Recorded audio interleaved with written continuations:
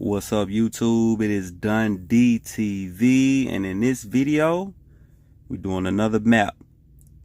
We're doing another map breakdown, y'all. It is Peru, and we're gonna do one map. I'm not trying to do a whole bunch of them because this map is actually quite large, so we just gonna focus on Mapa del Peru. All right, and I'm gonna just go over a little history with y'all while we going through this map. All right, so this is Peru, 1862, y'all. So what was Peru exactly in 1862? Well, Peru was a Spanish imperial province. Now, that's what they call it. Now, it says it was a Spanish imperial province administrative district created in 1542. So I had to look up what is an imperial province. So an imperial province, it says, was a Roman province where the Roman emperor had the sole right to appoint a governor. So the governor here is Raymond Castilla. Raymond Castilla is the government appointed here by the Roman emperor, and he was, they say, a caudillo, which translates to a warlord or a strong man, y'all. Listen here, this is video 3 of the maps. I'm finna give y'all the rated R hood gangster side of history. Y'all been getting the princess, rated G, the PG-13 censored version of his story. About to give y'all the rated R uncut street version of this, y'all. So this guy right here was a warlord, aka a strong man. Now, if we want to do some more research, we can do more research in this guy and figure out what was really going on in that time period and figure out what bro really was doing. But I don't think we'll like it if we figure it out. But that, like I said, that'll be another video. Let's go and get into it. Like I said, he was appointed by the Roman emperor. Apparently, had to be. And if he wasn't, they changed the system in around his time, and it was someone appointed by the Roman emperor before Raymond, but I'm sure Raymond was appointed. Either way, this person, Raymond, was considered a leader wielding military and political power. So like I said, he was pretty much a warlord. Now, this whole area and time in his story is officially the viceroyalty of New Spain, y'all. So this whole area is really New Spain, and I think y'all kind of are taught that in history if you paid attention. So that's this place called New Spain, or the Kingdom of New Spain, or New Hispania is really what it was called if you look at old maps and realize that Spain was called Hispania. And I can give y'all a little short of that real quick. Hold on. And this is Spain being shown as Hispania, Hispania, showing you that they were speaking Latin, not English, and not Spanish. They were not speaking Spanish, and they were not speaking English. Just to let y'all know that. All right, back to Peru. Okay, so we back in Peru. So just to show y'all that they were not speaking English or Spanish, it was actually Latin.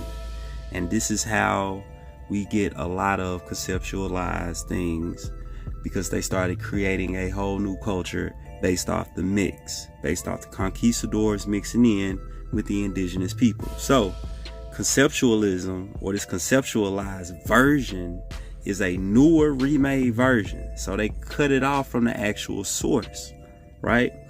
They cut it off from the actual source, the source being either the conquistadors, the ops, or the indigenous people of the land, right?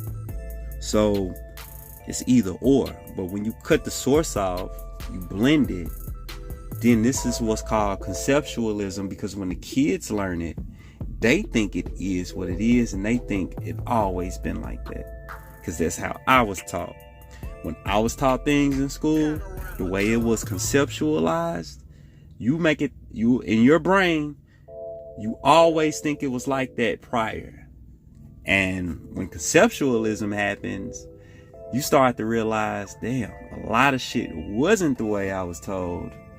And it was pretty much either a whole lie or it didn't become that until they started literally teaching that. So that's what conceptualism pretty much is. Had to kind of break that down. And in like basically it's our cultures blending together and retaught as if someone else did something. Basically, a good example is the term Mexico, because the term Mexico necessarily wasn't always used by the conquistadors. They called Mexico Villarica, and this is proven on the map. I don't want to go too far into Mexico. It's a whole nother story. We are going to stick to Peru right now, just to keep y'all in the realm of things of conceptualism. I had to give y'all that little intermission. All right, so let's get back into it.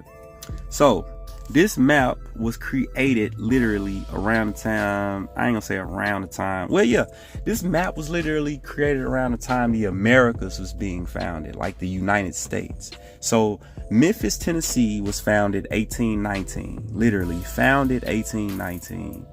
And this map was created in 1862. So about 40 years later, after Memphis was founded, this map of Peru was created. So just to give y'all an idea of what a time base is. And like I said, very detailed map.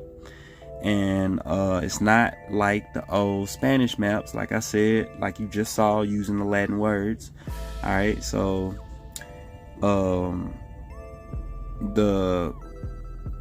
yeah, I already talked about that. Like I said, they was using Latin words. This is where we get the word Hispanic from, y'all. So when they was using Latin words, Hispana pretty much is where we get the word Hispanic from. So just realize and know that Spain is a relatively new thing, and I think they were being called Spain probably after the 1600s or the 1700s. But in the 1500s prior, that area on the map, before Portugal was even there, whole area was called Hispana. That peninsula was called Hispana. And yeah, that's all of a lot of the ancestors in this region of the world right now, New Spain. So they had to start naming it different things. So today, back then, yeah, it was named New Spain for a while until they started creating these estates. So let's go and get into it. All right. Oh, I wanted to say, yeah. So they got to the, I wanted to say basically, I'll just wait. I'll wait till I get into that. Let's get back into this map. All right. The quality of the old school map, as you can saw, was like grade school. This map is literally professional quality. And also, it is also done like a Freemason. This is actually Freemason like artwork, and I'm gonna get into that later and show y'all the breakdown of like Freemason artwork and show y'all how this map is pretty much that as well. What else? Oh yeah, let's get into the lands. So like I said, detailed ass map showing you graphic depth of crevices of lakes, depth and height of the mountains, almost to the T, if not to scale. The map is ridiculously on point. All right. So other than that, we also, like, when you look at the landmass, it's not stated, that's not colored. Everything that's not colored, I started looking at it, and they're mostly republics. So you got the Republic of Bolivia.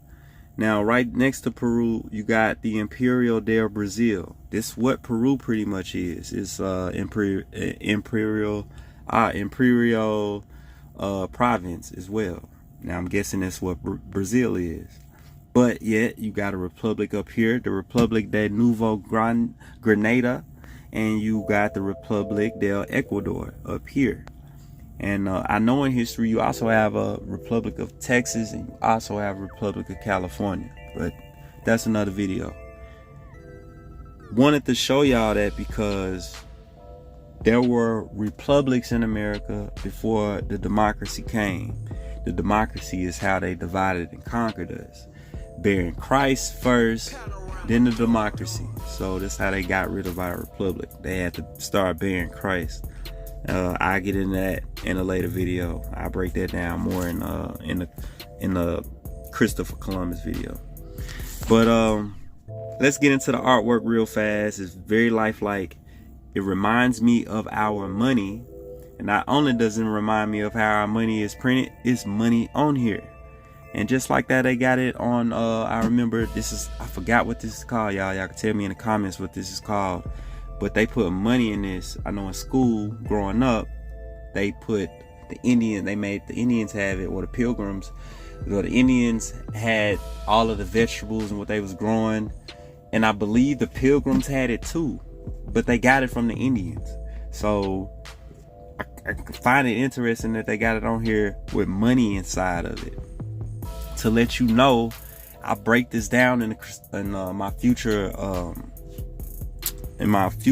video about Christopher Columbus. I pretty much break all of that down and what that really meant. And this is part of it. It's the money, the colony, and about the whole Christianity, about all of that. I'm gonna break that down. So just want to see that lifelike inside of this map is ridiculous. Now the people on this map, decorated around the border of the map, who are these people? Well, I can tell you they are not the indigenous people of the land. Now, how do I know that? Well, this gives it away. Bro down here give it away. He give everything away. We know this is a Dutch. Bro, we know Dutch is MF. Look at him. And not only is he Dutch, bro in the Freemason ass stance, doing the Baphomet stance, bro. But on top of all that, we gonna get right back to bro. That's how you know the people ain't indigenous of the land. Back to the map for a second. We see everything broken down into states. Basically, East states is what they really are, but states more or less. So this was done by the church, y'all. Breaking things down to estates was done by the church first in Europe, and they came over here and started doing that here. So if you notice in early Holy Roman Empire maps, if you look at ones that are in color, they don't really like showing you ones in color.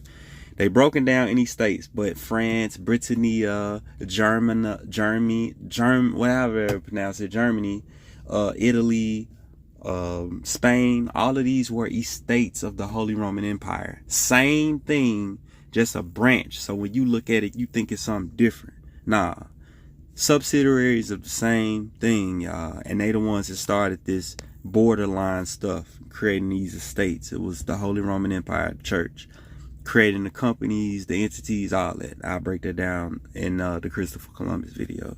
So Europe broken down into estates, Peru broken down into estates, color coded, Peru not a republic, and then showing you the republic lands around it. And obviously Peru being some sort of democracy, and or like I said before, a Roman province. Basically, it's basically what it is until it got conceptualized further and we call it what we do today. But I'll get into that. But what we are gonna go back into are the people on the border, and just to prove to you who they are real fast, we're gonna break down who these people are just real quick. They really not people. I think they resemble certain people, or they supposed to resemble certain people, especially based off their attire, because this is obviously a Dutch guy.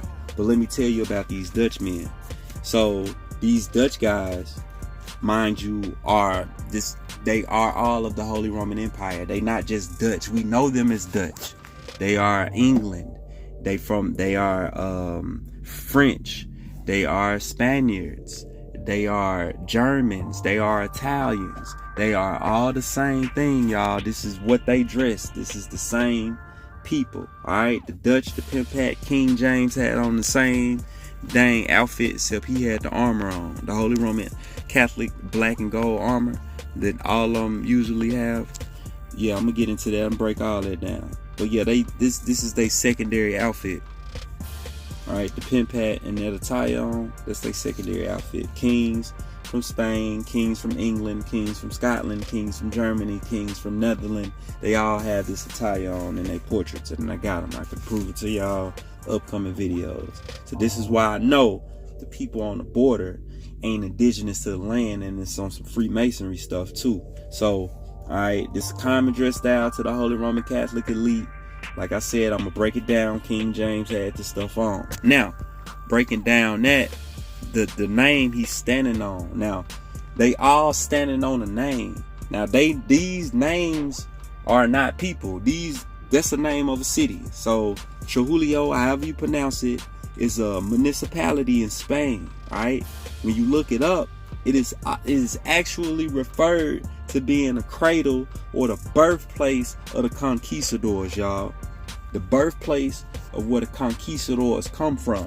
This is Trujillo, however you pronounce it. Now, the nigga Francisco Pizarro, one of the brothers, the Pizarro brothers, the most famous, is the conqueror of the Inca Empire, right?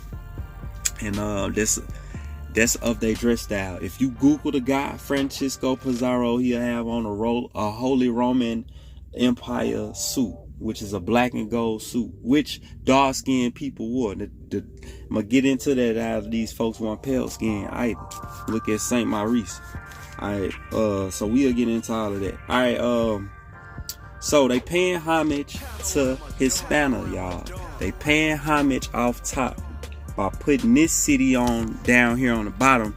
This city ain't even in Peru. That's in Spain. So that's their biggest giveaway of letting y'all know that that they not indigenous, that these people ain't indigenous to the land, and that this is more of a conquering type of deal going on here. And as we go through, the border kind of shows you more. This woman's dress style here is Roman. She looks like Colombia, and we'll get into that. And Colombia is a Roman figure, y'all. Roman figure. So they paying homage. They paying homage to the Holy Roman Catholic Empire, y'all. They paying homage. So once again, I'm not sure if this lady here is dressed in some sort of indigenous attire, but she may or may not be indigenous to the land. But I can tell you she is doing Freemason poses off top. And she's standing on a city. That's the city name. And it's right beside. They got it right here. Very, very, very detailed, bro. Very detailed. You can see the cathedrals in the background. The bridges, the shadows from the sun, the reflection in the water. The animals on the borderline. Just impeccable detail, y'all. Lima, also a city here posted in the map on the borderline. Very, very detailed, highly detailed city. This is 1862, but I believe, of course, the city was here very much prior to this map being drawn out.